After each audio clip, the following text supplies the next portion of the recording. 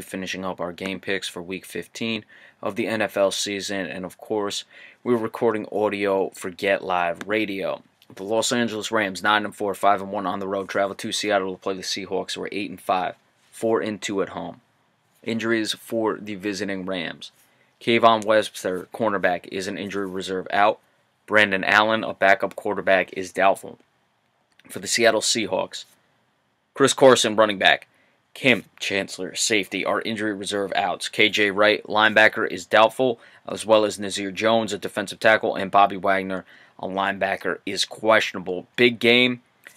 The Rams have the one-game advantage, the one-game lead in the NFC West. However, Seattle has already beaten the Los Angeles Rams. So if Seattle wins this game, that means they'll be tied record-wise, but Seattle will have the tiebreaker with 2 left to play. If the Rams are able to come up with the victory, they have a 2-game lead with 2 left to play. So I'd say if the Rams win, it's almost much more likely that they will win the division as opposed to if Seattle wins, Seattle winning the division. But still, the winner of this game is going to be in the driver's seat big time for that NFC West championship. I'd really like to see what Jared Goff is going to be able to do going into Seattle. That's a tough place to play, we know. He's limited his interceptions. He's played well this season. Look for them to rely heavily on Todd Gurley in this game. Already 10 touchdowns, over 4 yards per carry. He's playing very well.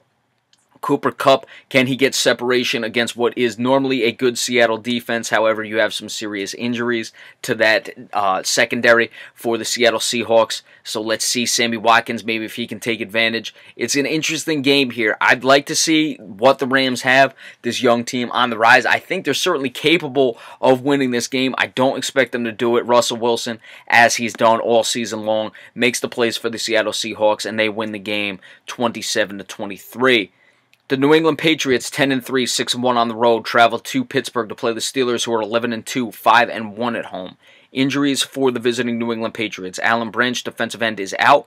The rest are questionable. Stephon Gilmore, cornerback. Kyle Van Noy, linebacker. Trey Flowers, defensive end. Brandon King, safety.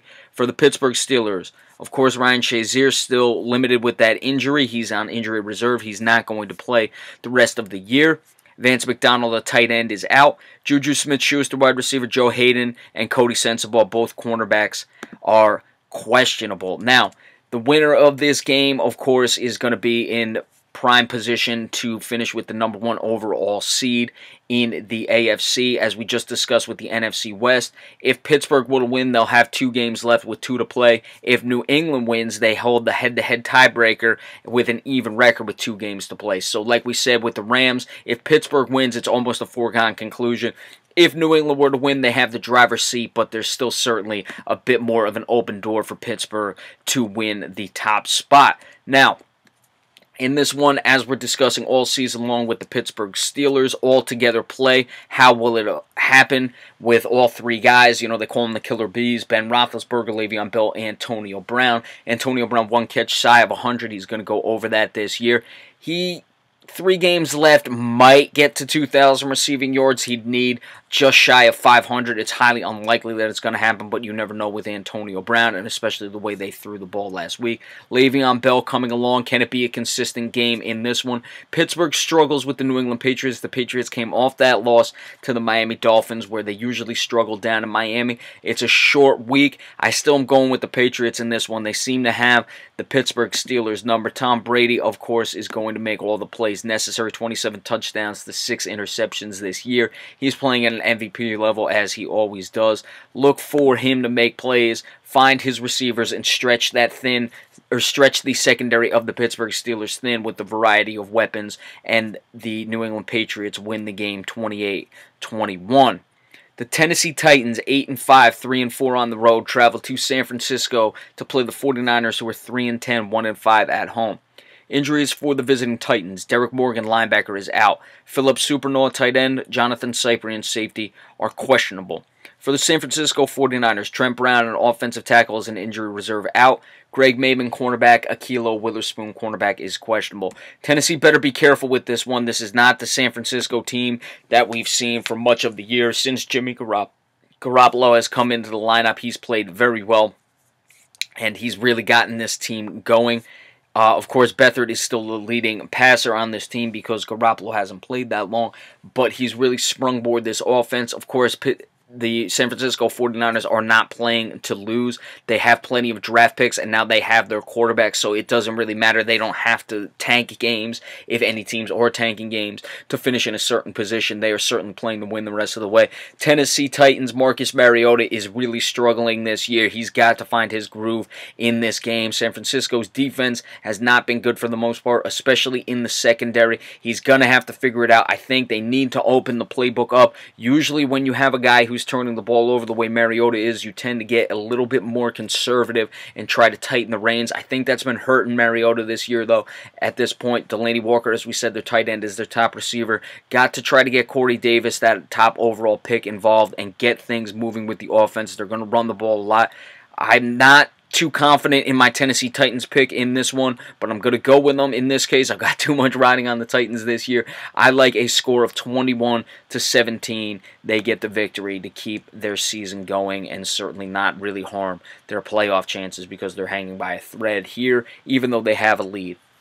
The Dallas Cowboys, 7-6, 4-2 on the road, travel to Oakland to play the Raiders, who are 6-7, 4-3 at home. This is the Sunday night game. Injuries for the visiting Cowboys: Justin Durant, linebacker; Bryce Butler, wide receiver, are out.